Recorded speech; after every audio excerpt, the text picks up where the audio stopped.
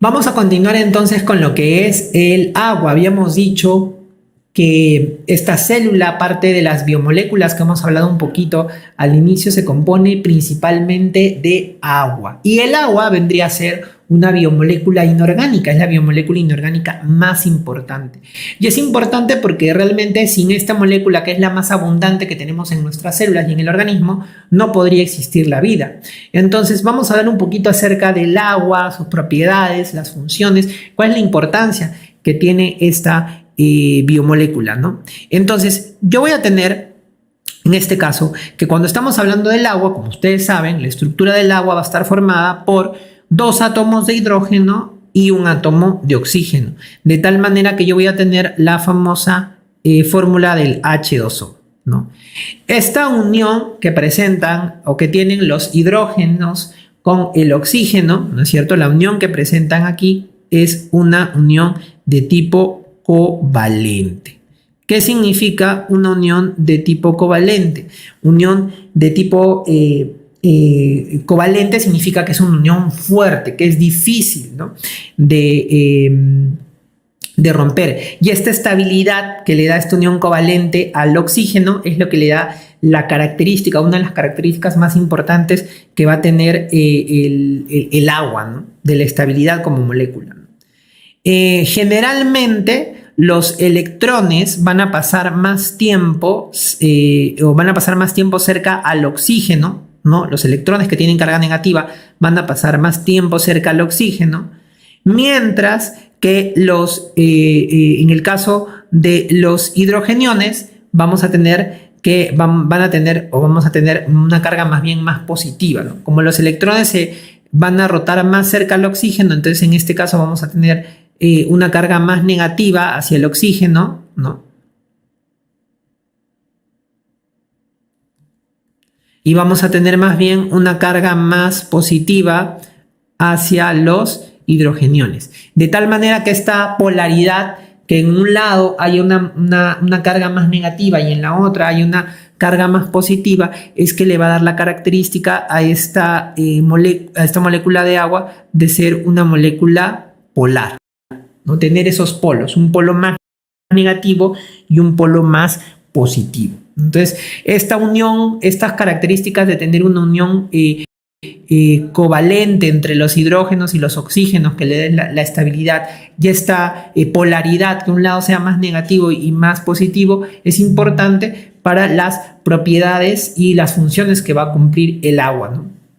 Entonces, dentro de las propiedades que nosotros no debemos olvidar del agua y que son importantes sobre todo para lo que es el funcionamiento del organismo, porque ustedes van a ver que el agua puede tener varias propiedades. Entonces, una de las propiedades, la primera propiedad que vamos a encontrar que es importante en el agua para el caso de nosotros, es que el agua tiene un elevado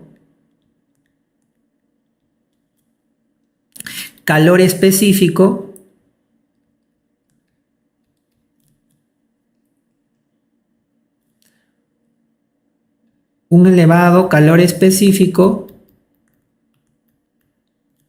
y de vaporización.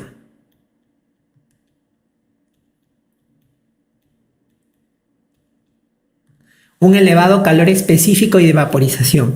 ¿Qué significa eso? Que para que el agua pueda incrementar, digamos, la temperatura corporal o pueda vaporizarse, pasar hacia un estado gaseoso, se requiere una temperatura alta.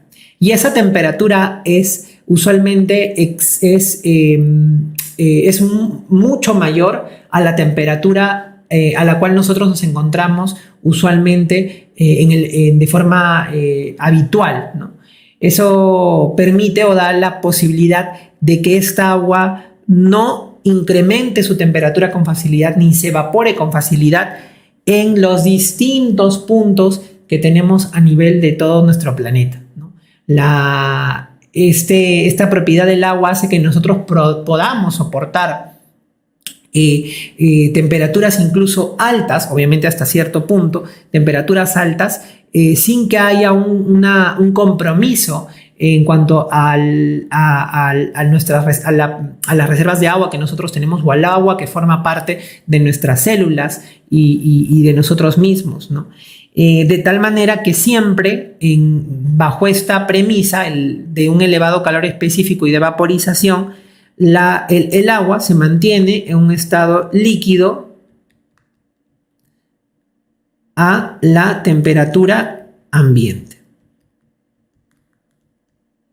¿no? Entonces se mantiene, digamos, en las temperaturas que normalmente tenemos en el medio ambiente, se va a seguir manteniendo en estado líquido, ¿no? Y esto es importante porque la mayor parte de las reacciones que se ocurren en nuestro organismo, el agua tiene que estar en estado líquido, ¿no? La segunda propiedad importante que va a tener el agua es que el agua tiene una elevada conductividad térmica. ¿Qué significa una elevada conductividad térmica? Eso quiere decir que el agua va a ser un mecanismo por el cual se va a poder transmitir calor.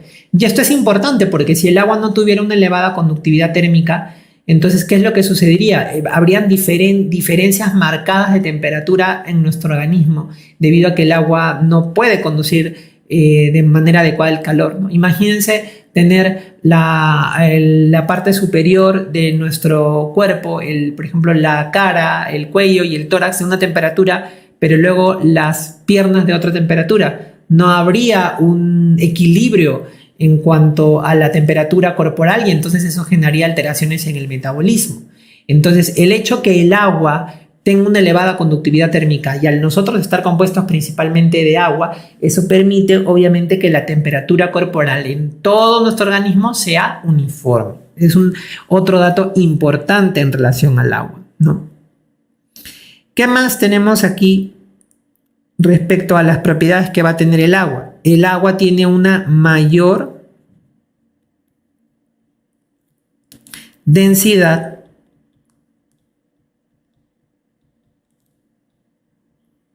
en estado líquido.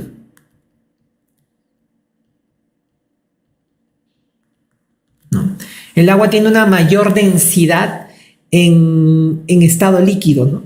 Entonces, esta mayor densidad del agua en estado líquido, por ejemplo, va a permitir, por ejemplo, que en nosotros en determinadas situaciones, o va a permitir que el agua sirva como, digamos, un sostén o un soporte en el cual puedan encontrarse otras organelas, porque la densidad en nuestro organismo encontramos sobre todo el agua en estado líquido, de tal manera que las organelas que están compuestas también de agua sean capaces, digamos, de encontrarse inmersas dentro del agua, por ejemplo, que baña en este caso, por ejemplo, a las células, ¿no? Y finalmente, una cuarta propiedad, que son de las propiedades más importantes que tiene el agua para el organismo, es la propiedad de cohesión que tienen las moléculas de agua, ¿no? O sea, la capacidad de, digamos, unirse las moléculas de agua que tienen, de tal manera que eso genera que haya una elevada tensión superficial. Una elevada tensión superficial. Sobre todo en las superficies, digamos, en las superficies del agua, en los lugares en donde el agua tiene contacto con otra interfaz, como por ejemplo puede ser el aire, las moléculas que se encuentran en la capa superior, digamos, del agua, en que está en estado líquido, va a haber una cohesión tal que va a haber una elevada tensión superficial del agua, de tal manera que eso permite, digamos, que las moléculas estén muy cohesionadas y de tal manera, por ejemplo, esta propiedad de la elevada tensión superficial que el agua tiene va a permitir, por ejemplo, que un insecto, por ejemplo, cuando llega a colocarse en una superficie de agua, el insecto ustedes han visto que pueda incluso hasta caminar por la cohesión que tiene en la superficie el agua sin llegar a hundirse este objeto. Y eso permite o es una característica importante de el agua, ¿no? Esa tensión superficial que va a permitir cohesionar, digamos, las moléculas, ¿no? Ahora, teniendo en cuenta la estructura, las características o las propiedades que va a tener el agua, es que el agua va a cumplir ciertas funciones dentro de nuestro organismo. Entonces yo voy a tener que dentro de las funciones del agua vamos a tener una primera función que es la función estructural, que esto ya más o menos lo habíamos comentado un poco porque habíamos dicho que en la célula el 75, el 80% de la célula, del contenido celular es agua. Entonces esa termina siendo una de las funciones principales del agua, ser el componente principal dentro de la estructura de los organismos. Luego vamos a tener como una segunda propiedad que el agua va a ser un disolvente.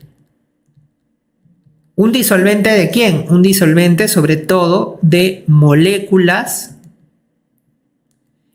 que son polares, porque el agua es una molécula polar, ¿no? Por eso disolvente de moléculas polares y de solutos cargados. Entonces, el agua va a permitir disolver las otras moléculas polares o los solutos cargados y van a permitir que estos puedan contenerse dentro del agua. Y esta capacidad de disolvente o esta función disolvente del agua va a permitir entonces que al ser el agua el componente principal del organismo, pues estas moléculas y solutos estén dentro de esta estructura que es el agua y formen parte importante de las células y los organismos, ¿no? Va a tener también una tercera función el agua, que va a ser una función de transporte y de movimiento, o va a permitir el transporte y el movimiento a través de membranas. Entonces, el agua va a tener la capacidad, por ejemplo, de poder transportar ciertas moléculas, sustancias, muchas de ellas reguladoras, desde un punto del organismo hacia otro punto, ¿no? Por ejemplo, a través de la circulación. Pero asimismo también el agua va a permitir que a través de la membrana, de las membranas, por ejemplo la membrana celular o la membrana mitocondrial, haya pase de ciertas sustancias, ¿no? Además, el agua es importante porque el agua va a ser un componente importante dentro de lo que son las reacciones metabólicas. El agua va a participar en las reacciones metabólicas. Entonces, nosotros vamos a tener, cuando hablemos luego, ahora al final de esta sesión, en relación a metabolismo, vamos a ver que el metabolismo va a estar compuesto de una serie de reacciones químicas, y estas reacciones químicas, en muchas de ellas va a participar el agua, ¿no? Se va a necesitar agua o se va a liberar agua. Entonces, el agua forma parte importante de estas reacciones, ¿no? Va a tener el agua también una función, una quinta función importante, que es una función termorreguladora, ¿no? Termorreguladora. ¿Y por qué el agua va a tener una función termorreguladora? Porque el agua va a permitir disipar el calor. Disipa el calor. Entonces, ¿qué es lo que sucede? Voy a tener que el agua va a permitir, cuando hay un exceso de calor, de una elevación de la temperatura corporal, el agua lo que va a hacer es que se disipe el calor y de esta manera un poco regular la temperatura, que debe mantenerse dentro de unos valores aceptables. Y finalmente, como última característica, el agua tiene una función amortiguadora.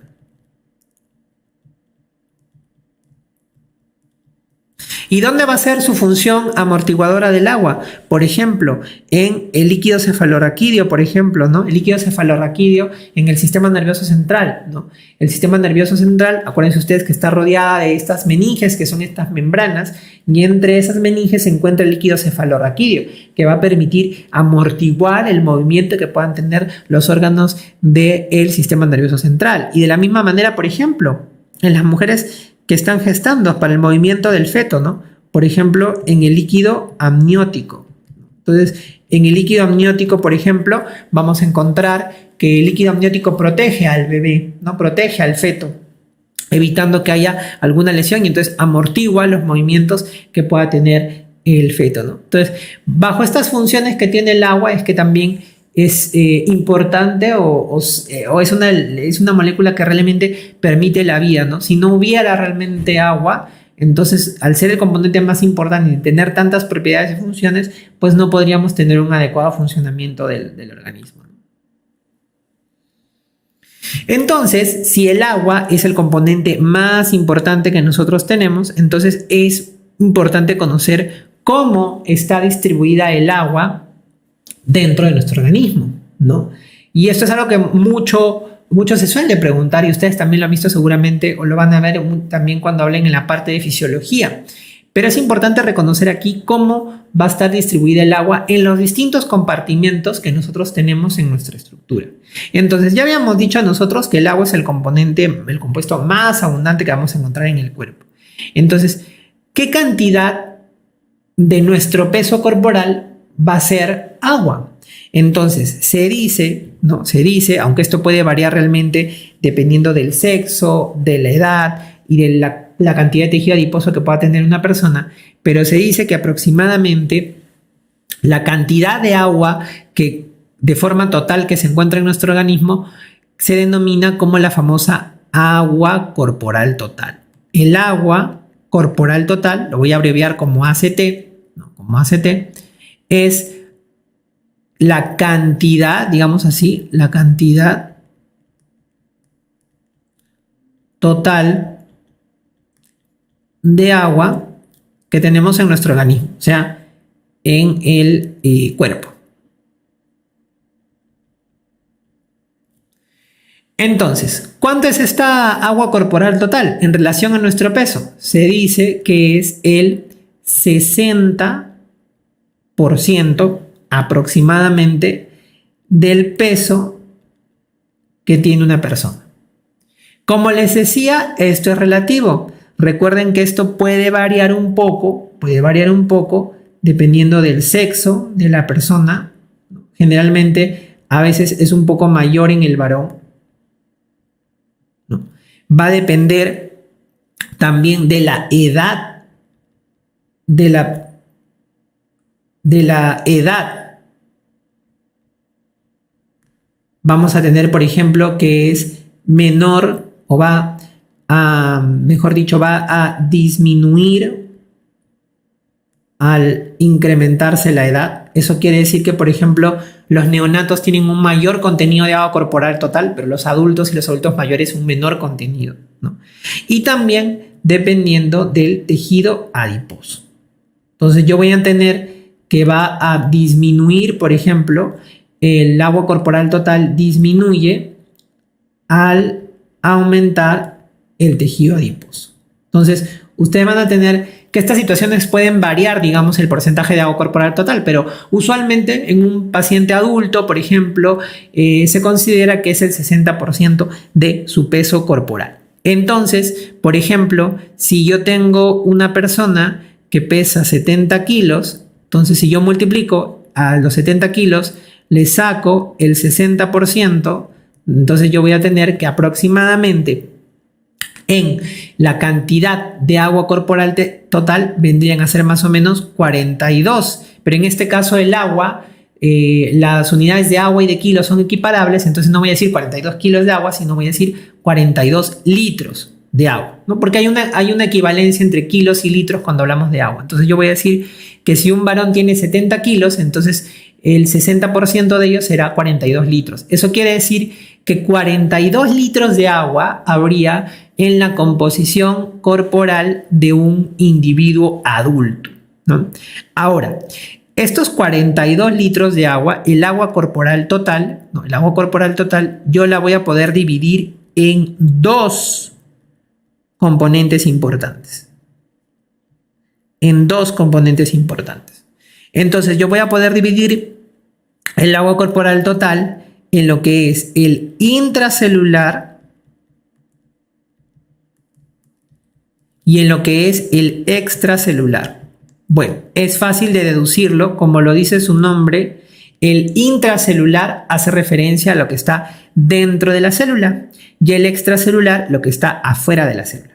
Entonces, el intracelular más o menos va a representar los 2/3 del agua corporal total y el extracelular 1/3 del agua corporal total. Entonces, si yo lo quiero, digamos, dividir por el porcentaje, eso quiere decir que el intracelular aproximadamente representaría como el 40% del peso y el extracelular vendría a ser como el 20% del peso, ¿no? Porque el total es el 60%. Si yo hago un cálculo en esta persona que tenía 70 kilos, entonces yo diré, de 70 kilos, el 40%, ¿cuánto es más o menos? Vendría a ser 28. Entonces serían 28 litros, ¿no? Serían de agua intracelular. Y el resto, que vendrían a ser aproximadamente unos 12, 14 litros, vamos a ponerle por términos de que nos salgan las cifras exactas, vamos a ponerle 14 litros, ¿no? Pero ustedes más o menos serían 14, 12 litros, vendrían a ser de un extracelular. Ahora, como ustedes ven, el agua corporal total es mayor dentro de las células, ¿no? Porque habíamos dicho que es un componente más importante. Pero también hay agua por fuera de las células. ¿Y cuál es el agua que se encuentra por fuera de las células? Ajá, el extracelular, el agua extracelular, yo lo puedo dividir también en dos componentes. Voy a tener el agua extracelular intersticial y voy a tener el agua extracelular plasmática.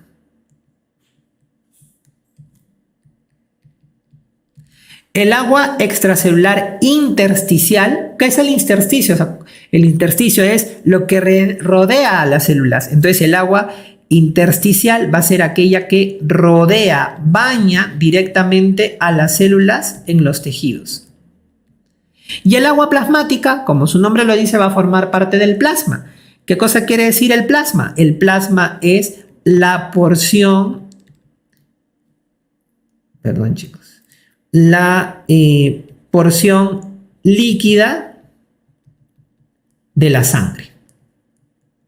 Porque ustedes van a ver ahora cuando lleven histología, fisiología, que la sangre tiene una porción líquida y una porción celular, compuesta por células. Entonces el plasma vendría a ser la porción líquida de la sangre. ¿Cuánto porcentaje de cada uno? No, ¿cuánto porcentaje de cada uno? En el caso del intersticial, vendría a representar el 75% del agua extracelular y el plasmático el 25% del agua extracelular. Entonces, si yo le saco el 75% a los 14 litros, que es el agua extracelular, vendrían a ser aproximadamente 11 litros. Y en el caso del plasmático, si yo le saco el 25% a los 14 litros, que son del agua extracelular, vendrían a ser aproximadamente 3 litros, aproximadamente, ¿no? Entonces, que en buena cuenta, ¿qué cosa quiere decir? Que la porción o la cantidad de agua corporal total que corre por los vasos sanguíneos en la sangre viene a ser la menor cantidad, 3 litros, porque la mayor cantidad va a estar dentro de la célula y luego en el líquido que baña esas células en los tejidos, ¿no? Esto es importante porque muchas veces a ustedes por ahí les van a preguntar cómo es o qué cantidad de agua corporal total hay por el peso y cómo se distribuye por los compartimentos. Entonces vamos a hablar de dos propiedades que son importantes cuando nosotros hablamos del agua, ¿no? Y que nos van a permitir o nos van a hablar acerca de ese movimiento que nosotros habíamos dicho del agua y de ciertos compuestos. Entonces estas dos diapositivas vamos a hablar un poquito de ello. Entonces, en relación a lo que es la ósmosis, ¿qué cosa es ósmosis? Entonces, ósmosis va a ser aquel proceso en el cual vamos a tener un paso de agua, vamos a hacer el movimiento del agua a través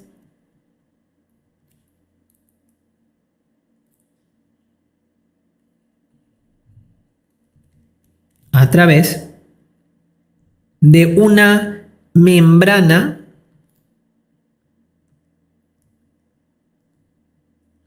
que es una membrana semipermeable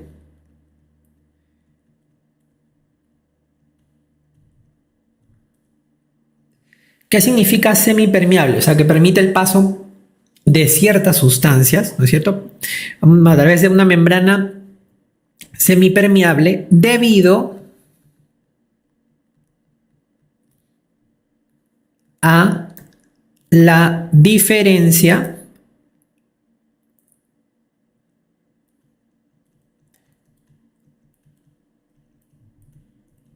de solutos,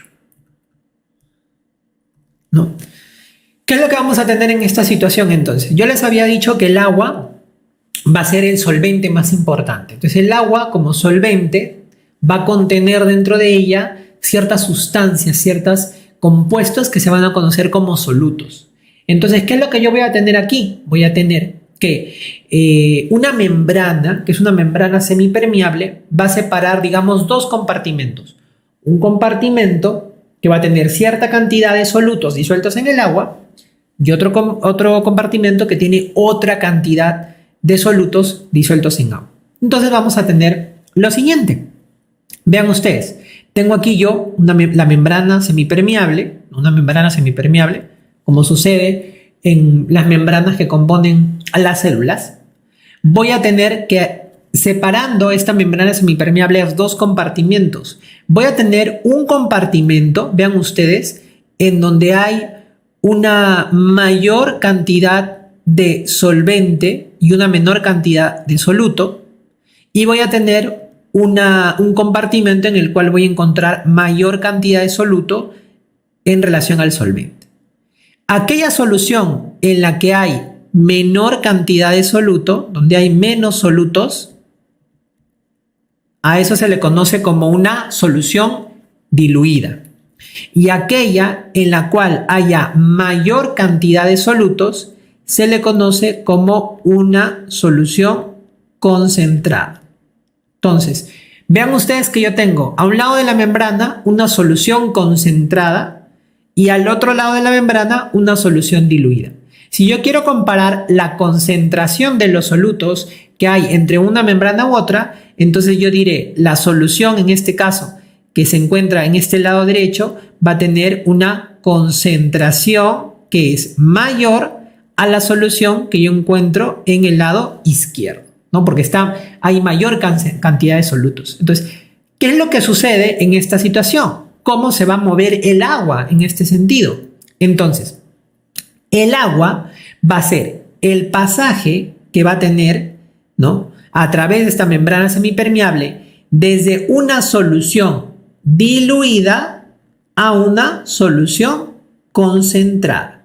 Entonces vean ustedes acá, en este compartimento del lado izquierdo donde yo tenía menor cantidad de solutos, entonces, ¿qué es lo que hace el agua? El agua dice, aquí hay menor cantidad de solutos, acá está muy diluida esta solución. Entonces yo me voy a mover hacia el otro lado, porque el otro lado está muy concentrado, hay mucho soluto y poca agua. Entonces yo me voy a mover para poder equiparar. Entonces vean ustedes, el agua se mueve en esta dirección. Eso quiere decir que va al lugar donde hay una menor concentración de solutos a donde hay una mayor concentración de solutos y se mueve y de esta manera equipara las concentraciones entre ambos lados de la membrana. O sea, lo que hace el agua es, yo voy a tratar de equiparar la cantidad de agua que hay en los dos lados. Yo no puedo permitir que en un lado haya mucho soluto y poca agua y en otro lado haya mucha agua y poco soluto. Yo equiparo. Entonces, el pasaje del agua para equiparar las concentraciones que hay entre los dos compartimentos que divide una membrana, a eso se conoce como ósmosis. Y como yo les había dicho, el agua, ¿cómo va a pasar? Va a ir de una solución que está diluida a una solución concentrada. Ese va a ser el movimiento que va a tener el agua. Ojo, el agua. No se vayan a confundir. Aquí no estoy hablando de movimiento de solutos o de sustancias, sino estoy hablando del movimiento del agua. A ese movimiento se conoce como ósmosis. Ahora, yo tengo otro concepto que es importante tenerlo aquí, que se asocia un poco a esto, y es el concepto de osmolaridad. ¿Qué cosa es la osmolaridad? La osmolaridad va a ser, vamos a cambiar de color, la osmolaridad va a ser la medición de la concentración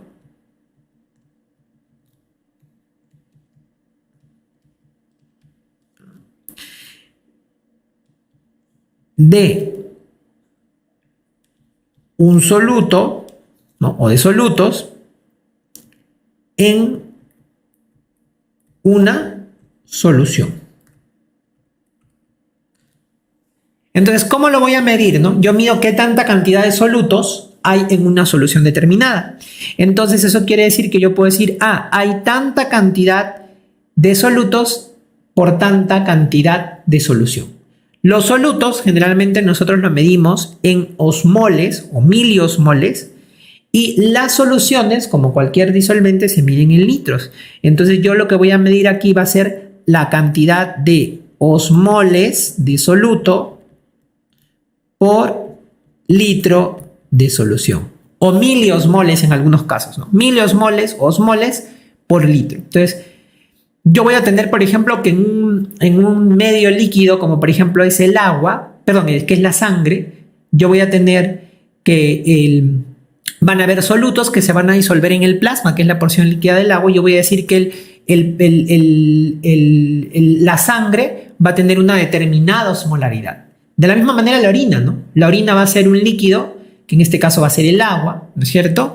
Y en el agua van a haber solutos disueltos. Entonces yo puedo decir también que la osmolaridad va a tener que la orina va a tener una osmolaridad determinada. O sea, va a haber una concentración de solutos en una solución, en esa solución. Y lo voy a medir por osmoles o por miliosmoles por litro, ¿no? Entonces a eso yo le voy a llamar como osmolaridad, ¿no?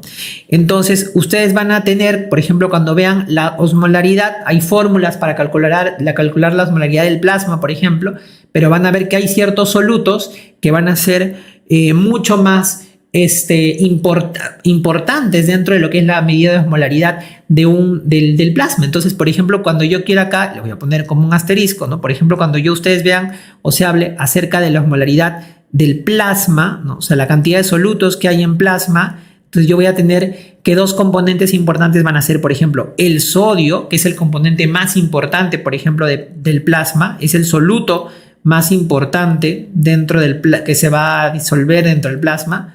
Y luego, por ejemplo, voy a tener la glucosa, ¿no?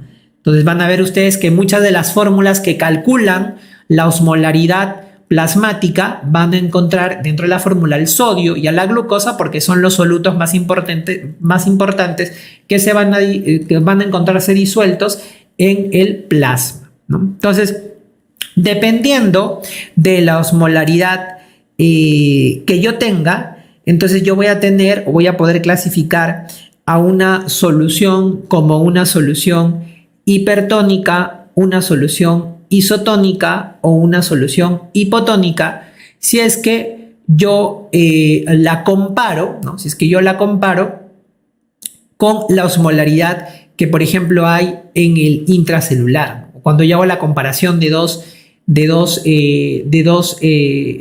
soluciones, ¿no? Entonces, esto de aquí lleva o es importante, por ejemplo, cuando hablamos sobre todo la exposición que puede haber de unos elementos formes dentro de la sangre, como son, por ejemplo, los glóbulos rojos o los eritrocitos, cuando estos están expuestos a soluciones que tienen una osmolaridad distinta a la que ellos normalmente están acostumbrados a estar expuestos, que es la osmolaridad del plasma. Entonces, por ejemplo, ¿qué es lo que sucede aquí? yo voy a encontrar, por ejemplo, que una solución que tiene una osmolaridad mucho mayor, una osmolaridad mucho mayor a la que se encuentra en el interior del eritrocito, entonces yo voy a decir que esa solución es una solución hipertónica. Entonces vean ustedes aquí, en el extracelular, no, vean ustedes acá, en el extracelular, vean ustedes, hay mayor cantidad de solutos. Entonces, yo voy a decir que el extracelular está más hipertónico que el intracelular. Vean, el intracelular tiene menos cantidad de solutos. Entonces, hay soluciones que tienen mucha cantidad de soluto en su interior. Entonces, cuando yo expongo a los eritrocitos a estas soluciones que tienen mucha cantidad de soluto, ¿qué es lo que sucede? ¿Qué es lo que va a pasar? Entonces, por la compensación que tiende a hacer el agua, por el paso que tiende a hacer el agua a través del proceso de ósmosis, ¿qué es lo que sucede? El agua que está en el intracelular, vean ustedes, el agua que está dentro del eritrocito, sale hacia el extracelular para tratar de compensar las concentraciones que hay entre ambas soluciones que lo separa la membrana del eritrocito. Entonces, ¿qué pasa si el eritrocito pierde agua? Vean ustedes, porque está perdiendo agua, porque está expuesto a una solución hipertónica. Entonces, ¿qué es lo que sucede en este caso? Entonces, el agua sale, pasa del intracelular al extracelular y entonces el eritrocito se deshidrata.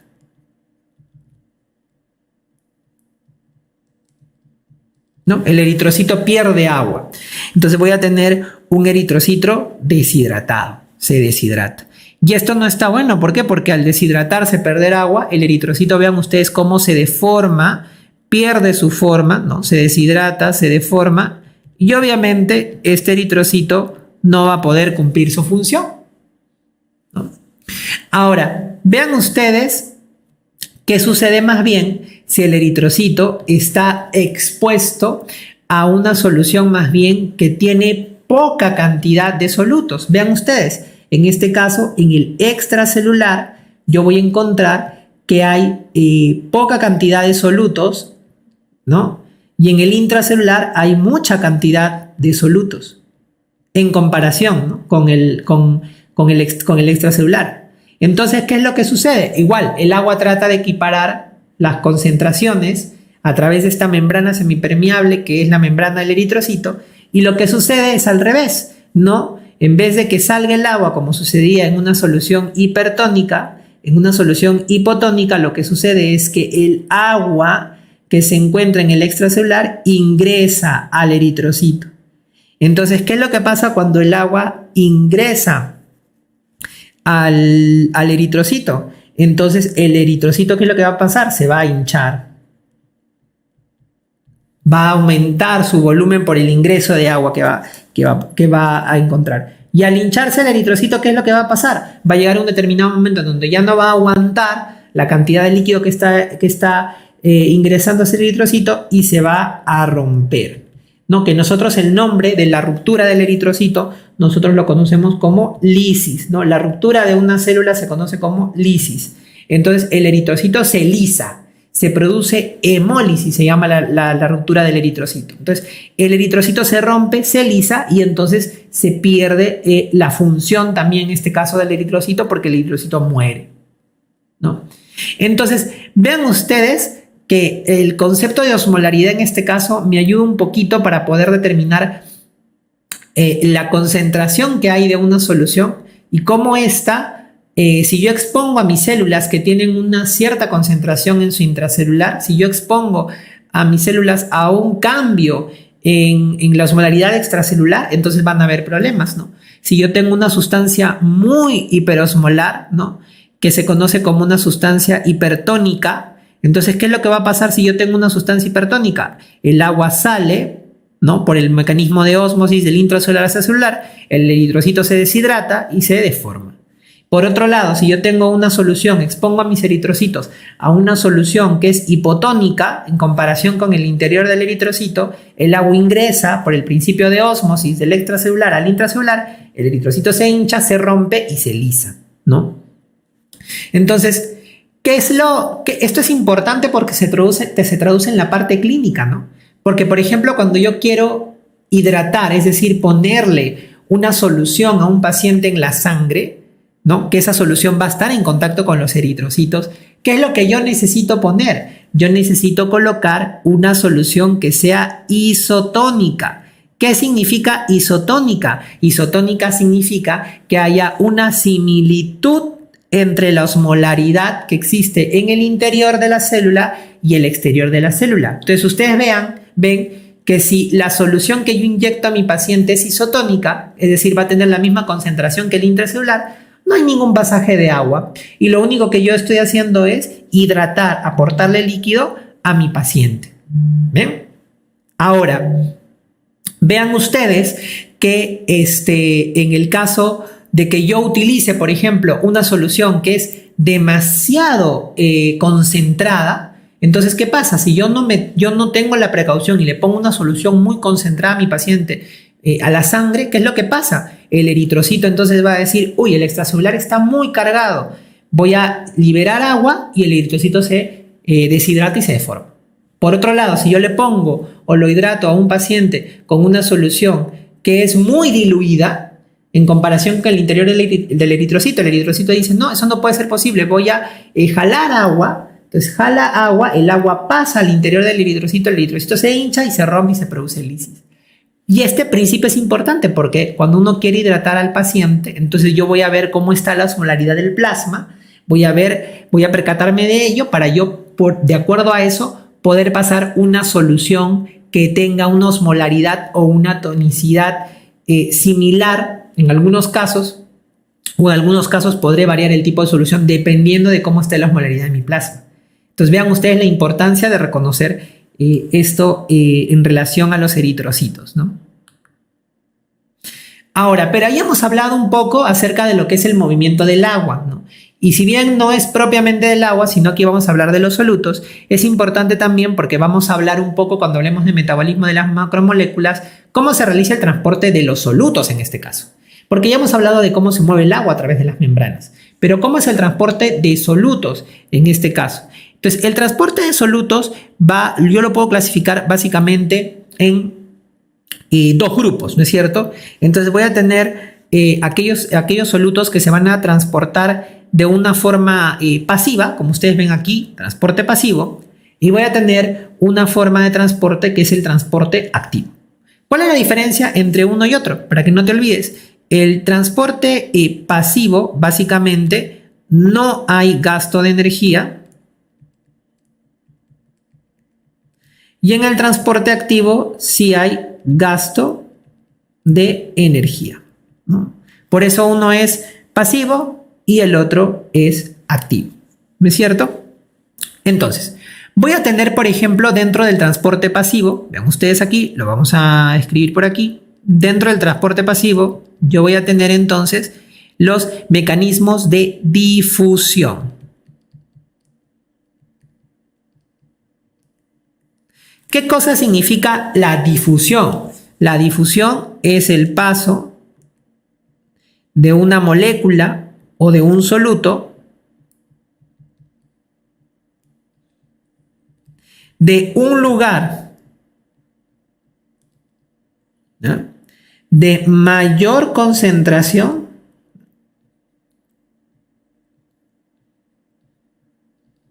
de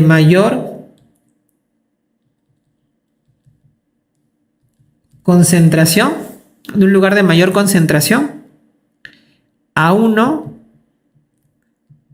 de menor concentración hasta que se logre el equilibrio. Vean ustedes que aquí yo estoy hablando de moléculas, de solutos, no estoy hablando del agua. No te vayas a confundir con la ósmosis, que es el paso del agua, ¿no? Vean ustedes, ¿qué es lo que sucede acá? El transporte pasivo o difusión se va a poder dar sin gasto de energía si es que el soluto que quiere viajar se encuentra en mayor concentración afuera que adentro. Me voy a explicar. Imagínate, ¿no?, que este soluto que está aquí de verde, ¿no? Aquí afuera hay una alta concentración. Entonces yo tengo aquí que hay hay una alta concentración de este soluto y adentro de la célula hay una baja concentración. Entonces, la difusión solamente se logra en este sentido, cuando hay mucha concentración del soluto en el extracelular y poca concentración del soluto en el intracelular. Entonces, es más facilito, ¿no es cierto? Porque imagínate, si yo estoy en un cuarto, quiero pasar al otro lado y acá somos bastantes y allá son poquitos, hay espacio, entonces yo simplemente abro la puerta y paso sin ningún problema. No tengo ningún problema para pasar porque va a haber espacio en el otro cuarto. Lo mismo sucede más o menos en la difusión, ¿no? Entonces ustedes van a tener distintos tipos de difusión. Van a tener, por ejemplo, una difusión simple, donde ustedes vean que este compuesto difunde a través de la bicapa lipídica, que es la membrana celular, sin ningún problema. La difusión simple, como ustedes ven acá, difusión simple, no necesita transportadores, no necesita un canal, un pasaje, no necesita transportadores.